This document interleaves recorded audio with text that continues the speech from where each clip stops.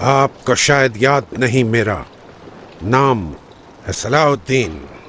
सलाहुद्दीन।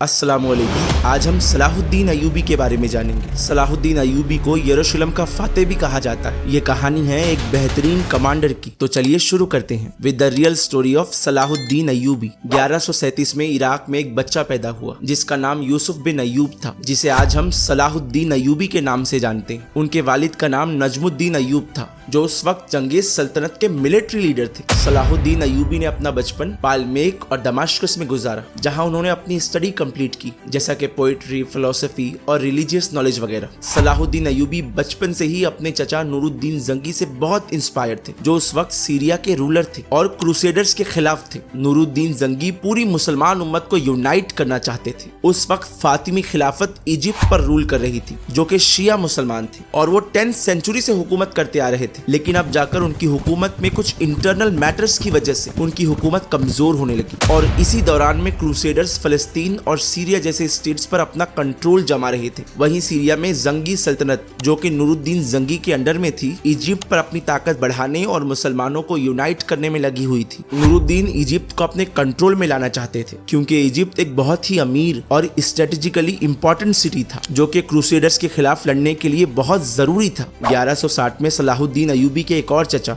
असदुद्दीन सिडको, जो नूरुद्दीन जंगी के जनरल थे, एक फौज के साथ इजिप्ट भेजे गए, क्योंकि इजिप्ट के चीफ मिनिस्टर शावर की ताकत खतरे में थी। उनके दुश्मन उनको खत्म करना चाहते थे। इस वजह से शावर ने नूरुद्दीन जंगी से मदद मांगी, जिसके बाद नूरुद्दीन ने सिडको को एक फौज के साथ इजिप्ट भेजा ताकि शावर की मदद हो सके और इजिप्ट पर जंगी सल्तनत का इम्पैक्ट पड़ सके। उस वक्त सलाहुद्दीन अय्यूबी की उम्र तकरीबन 20 साल थी। तो सलाहुद्दीन अय्यूबी ने अपने चचा सिडको के साथ ये फौज ज्वाइन की और इस फौज के कमांडर बन गए। ये सलाहुद्दीन अय्यूबी की पहली जंग थी जिससे उन्होंने पॉलिटिक्स सीखी। जैसे ही सलाहुद्दीन अय्यूबी की फौज इजिप्ट में इंटर हुई, उनकी फौज का सामना दिरघम से हुआ, जो बलबाए शहर को डिफेंड कर रहा था। सलाहुद्दीन अय्यूबी की फौज ने उस शहर को सीज कर दिया और 3 महीनों तक इस शहर को घेरे में रखा। इसी दौरान दिरघम की मदद के लिए क्रूसेडर्स भी वहां पहुंच गए, जिनका लीडर अमरलीक था। अब सलाहुद्दीन अय्यूबी के फौज के सामने 2 खतरे थे, एक दिरघम जो शहर को डिफेंड कर रहा था और दूसरा क्रूसेडर्स जो दिरघम की मदद के लिए आए थे। इसके बावजूद सलाहुद्दीन अय्यूबी की फौज शहर में इंटर हो गई और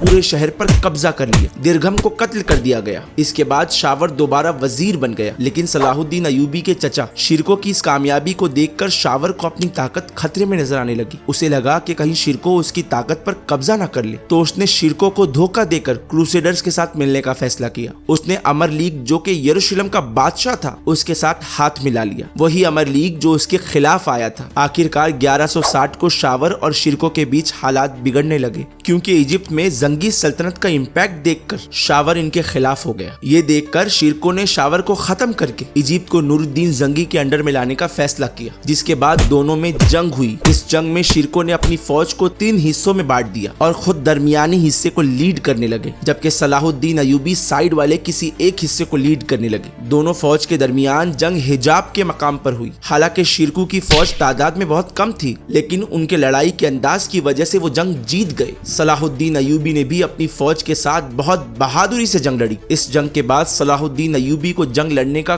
काफी एक्सपीरियंस हो गया। शिरको और सलाहुद्दीन अय्यूबी की इस जीत के बावजूद वो इजिप्ट पर अपना कंट्रोल नहीं कर पाए। तो 1 साल बाद शिरको ने फिर से इजिप्ट पर हमला किया। उस वक्त तक इजिप्ट पर क्रूसेडर्स का कब्जा था। जब नूरुद्दीन जंगी ने ये देखा तो वो जान गए कि अब उन्हें हर हाल में इजिप्ट को अपने कंट्रोल में लाना होगा। इसके बाद नूरुद्दीन जंगी ने एक बड़ी फौज भेजी और फिर शिरको फौज के साथ कायरो पहुंचा, जो इजिप्ट का कैपिटल था। वहां पहुंचकर क्रूसेडर्स को जंग में हरा दिया। जब शावर ने ये देखा तो वो जान गया कि अब शिरको इजिप्ट पर कब्जा कर लेगा। इस वजह से उसने फिर से सरेंडर कर दिया, लेकिन शिरको को इस पर यकीन नहीं था, क्योंकि शावर ने पिछली बार भी उन्हें धोखा दिया था। इस वजह से उसे कत्ल करवा दिया गया। इसके कुछ वक्त के बाद शिरको का अचानक इंतकाल हो गया, जिसके बाद सलाहुद्दीन अय्यूबी वजीर बना दिए गए। सलाहुद्दीन अय्यूबी 2 साल तक वजीर रहे और उन्होंने अपनी अथॉरिटी को स्ट्रॉन्ग किया। उन्होंने इजिप्ट की फौज के साथ अपने रिलेशन बेहतर किए और फातिमी खिलाफत के साथ भी अपने रिलेशन स्ट्रॉन्ग किए। कुछ वक्त बाद फातिमी खिलाफत कमजोर हो गई। उसी वक्त उन्होंने अपनी पोजीशन को मजबूत करने के लिए सीरिया से अपने कुर्दिश सपोर्टर्स के साथ मिलकर फौज तैयार की। सलाहुद्दीन अय्यूबी बस एक मौके का इंतजार कर रहे थे जब वो अपना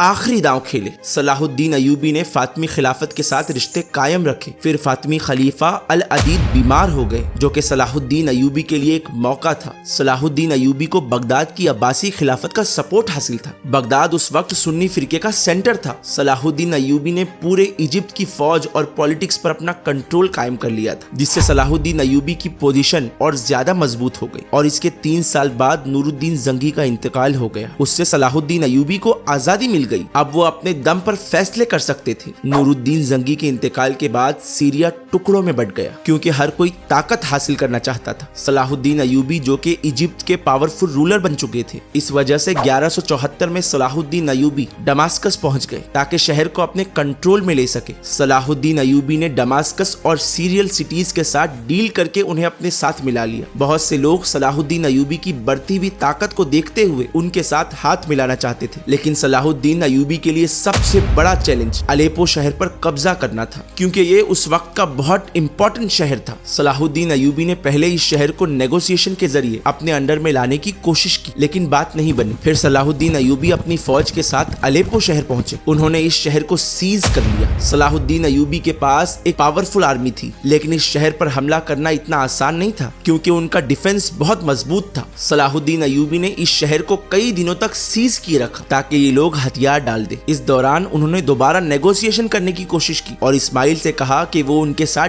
डील कर ले ताकि वो मिलकर क्रूसेडर्स को खत्म कर सके। 1184 में इस्माइल को यह एहसास हुआ कि वो मजीद सलाहुद्दीन अय्यूबी के साथ जंग नहीं लड़ सकता। उसने सलाहुद्दीन अय्यूबी के साथ हाथ मिला लिया और इस तरह सलाहुद्दीन अय्यूबी ने अलेपो शहर को भी फतेह कर लिया, जो कि उनके लिए एक बहुत बड़ी कामयाबी थी। सलाहुद्दीन अय्यूबी की बढ़ती हुई ताकत को देखकर मौसिल के रूलर इमामुद्दीन जंगी को अपनी पोजीशन खतरे में नजर आने लगी, इसीलिए उसने सलाहुद्दीन अय्यूबी की अथॉरिटी को मानने से इनकार कर दिया। सलाहुद्दीन अय्यूबी के अंडर में इजिप्ट, दमास्कस और अलेपो जैसे शहर आ गए थे, लेकिन मौसिल अभी भी उनके खिलाफ था। इस वजह से सलाहुद्दीन अय्यूबी ने अपनी फौजें मौसिल की तरफ भेजी ताकि उन इलाकों पर हमला किया जा सके, लेकिन मौसिल के पास भी एक स्ट्रॉन्ग फौज थी और कई मुसलमानों का सपोर्ट था। कुछ सालों बाद मौसिल को यह एहसास हुआ कि जंग से सिवाय खून के कुछ हासिल नहीं होगा। ये वो वक्त था जब क्रूसेडर्स मुस्लिम वर्ल्ड के लिए खतरा बनते जा रहे थे। इस वजह से दोनों के बीच एक डील हुई, जो कि सलाहुद्दीन अय्यूबी के लिए एक बहुत बड़ी जीत साबित हुई। सलाहुद्दीन अय्यूबी शुरू से ही क्रूसेडर्स को खत्म करना चाहते थे, क्योंकि उस वक्त यरूशलेम क्रूसेडर्स के कब्जे में था, जो कि क्रिश्चियन थे। सलाहुद्दीन अय्यूबी पूरी मुसलमान उम्मत को यूनाइट करना चाहते थे ताकि वो क्रूसेडर्स को खत्म कर सके और यरूशलेम वापस मुसलमानों के कब्जे में आ सके। अब सलाहुद्दीन अय्यूबी ने तकरीबन पूरी मुसलमान उम्मत को यूनाइट कर लिया था और फिर 1187 में सलाहुद्दीन अय्यूबी ने जंग की तैयारी शुरू कर दी। सलाहुद्दीन अय्यूबी ने इजिप्ट, सीरिया और बाकी सारे इलाकों से फौज जमा करना शुरू किया, जबकि क्रूसेडर्स बहुत ज्यादा ओवर कॉन्फिडेंट थे। उन्हें लगता था कि वो बहुत ही आराम से जीत जाएंगे। सलाहुद्दीन अय्यूबी ने क्रूसेडर्स के इलाकों पर हमला किया, जिसे देखकर उनके बादशाह लोसीनियन ने यहाँ से पीछे हटने और टैप्रेस जाने का फैसला किया ताकि वहां जाकर सलाहुद्दीन अय्यूबी से मुकाबला कर सके, जबकि उनकी फौज के कई कमांडर्स ने उन्हें ऐसा करने से रोका, लेकिन वो फिर भी मुकाबला करने के लिए आगे बढ़ा। सलाहुद्दीन अय्यूबी की फौज ने उन्हें रेगिस्तान में घेर लिया और उनका पानी बंद कर दिया। सलाहुद्दीन अय्यूबी की फौज ने उन पर तीरों से हमला किया और आसपास की घास को आग लगा दी, जिससे क्रूसेडर्स कंफ्यूज हो गए और वो पहले ही रेगिस्तान में प्यास से थक चुके थे। शाम तक क्रूसेडर्स की फौज पूरी तरह हार के करीब पहुंच चुकी थी। उनके बहुत से लोग मारे जा चुके थे और उनके बादशाह लोसीनियन और बहुत से लीडरों को गिरफ्तार कर लिया गया था, जिससे सलाहुद्दीन अय्यूबी ने ये जंग जीत ली और उन्होंने दूसरे कैदियों के साथ भी अच्छा बर्ताव किया। इस जंग के बाद सलाहुद्दीन अय्यूबी ने अपनी फौज के साथ इन शहरों को अपने अंडर में ले लिया, जो पहले क्रूसेडर्स के कब्जे में थे। इसके बाद सलाहुद्दीन अय्यूबी ने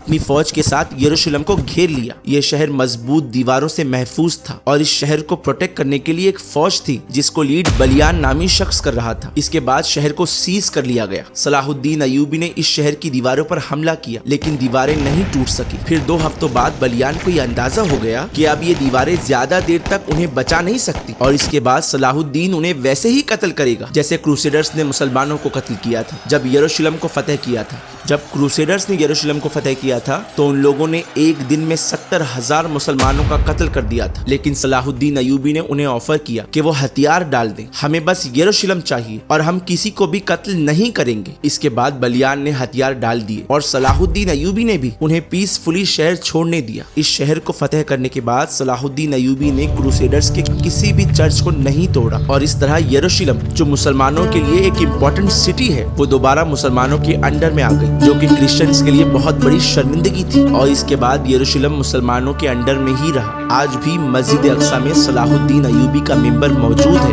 1193 में सलाहुद्दीन अय्यूबी का इंतकाल हो गया। तो ये थी इस दुनिया के एक बेहतरीन कमांडर की कहानी। ये थी मस्जिद अक्सा के फातेह की कहानी। ये कहानी है सलाहुद्दीन अय्यूबी की। अगर आप लोगों को मेरा वीडियो पसंद आया तो मेरे वीडियो को लाइक करें, शेयर करें, सब्सक्राइब करें और बेल आइकन जरूर दबाएं ताकि नई वीडियो की अपडेट सबसे पहले आपको मिल सके। तो मिलते हैं नेक्स्ट वीडियो में।